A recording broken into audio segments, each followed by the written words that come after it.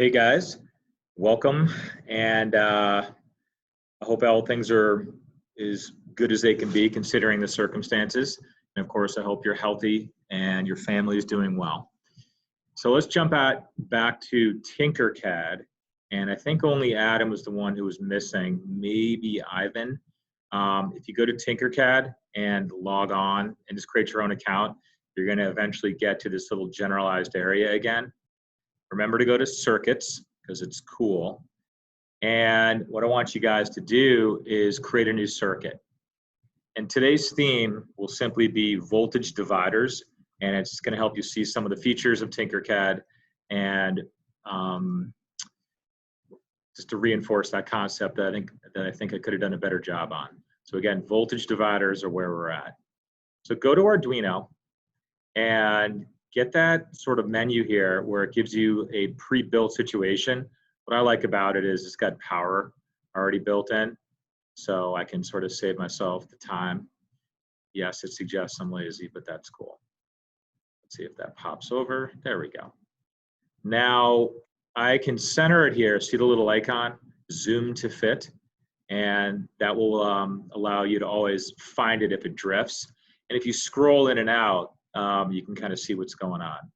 And as always, just remember with the Arduino, there's your 5 volts and ground, and they've been nice enough to wire it for us there. And of course, I'll resume it, and they'll connect it over here. It's traditional, again, to have negative, up, positive, down, just so we're all on the same page. Nothing more than like the unit circle, east being 0, so to speak. Not that it's the right way, but just so we're all agreeing on a standard.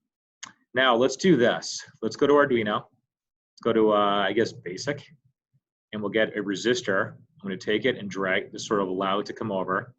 And just because this is really cool, I can leave it like this. That's fine. What I'm going to do is try to give this 5 volts like that.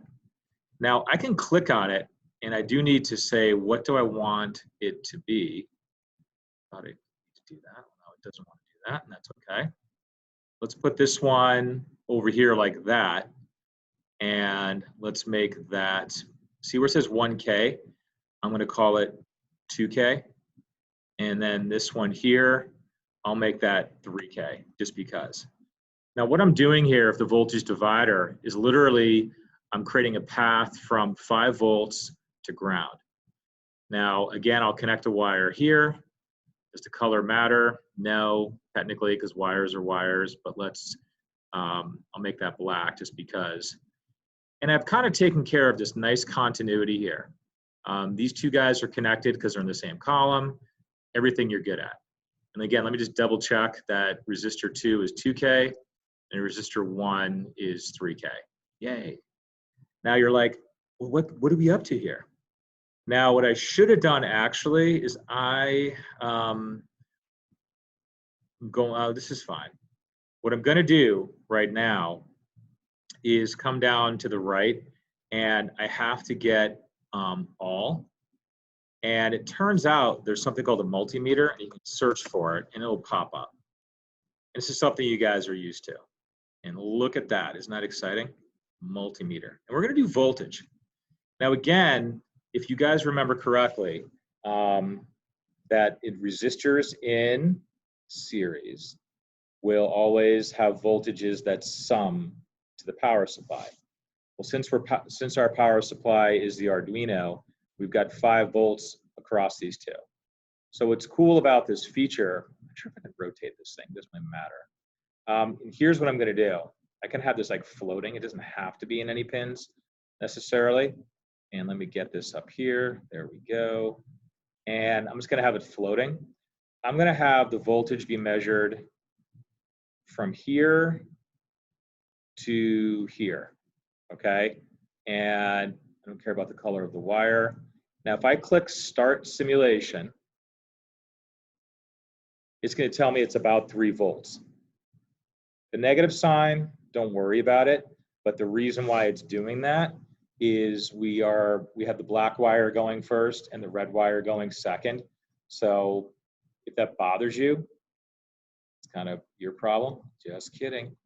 Okay, why are you being feisty? I just want to, oh, I have to, excuse me, stop the simulation, then we can make adjustments. So if I wanted to here, I can take this wire and move it out. Actually, I'm just going to delete this whole thing because and see, here's the button up here for delete. Click on whatever you're interested in. I'm just going to get a new one because I don't want to deal with the wires and I'm being lazy. So here's the positive terminal. Now I could put it anywhere in there actually. And here's the negative one. And again, all we're going to get that's different when I start the simulation is we'll get +3 volts. Now, it's a voltage divider. Here, check this out too. I think this rotates. Rotate. It's the wrong way. It's going to get all tangled. Yeah, there we go. That might just feel better. So if I click start the simulation, it's still 3, but it just, I don't know, the wires aren't as tangled. Now, for our purposes here, I can get another multimeter. Why not? Drag it over here. I was not going to rotate this one just because. And I can clearly put that there. And I can put this one anywhere to ground. That's where we're referencing it. So if I click start to simulation, notice how those two voltages do indeed add up to 5. So we have technically taken this voltage and divided it. And all those sensors that we use or have used that divide voltage allow us to get, for example, is a signal like is it bright or not bright, and turn it into a voltage because the resistances will vary. So again, voltage dividers are just following Ohm's law. It's a really simple circuit that allows you to control the voltages by you controlling the resistances. And the color code kids can say, oh yeah, look at that, orange, black, red. Or I can't tell that color, red, black, red. It's really hard to tell, red, black, red. So I'm just gonna stop this video now and I'm gonna recenter it just because that's cool.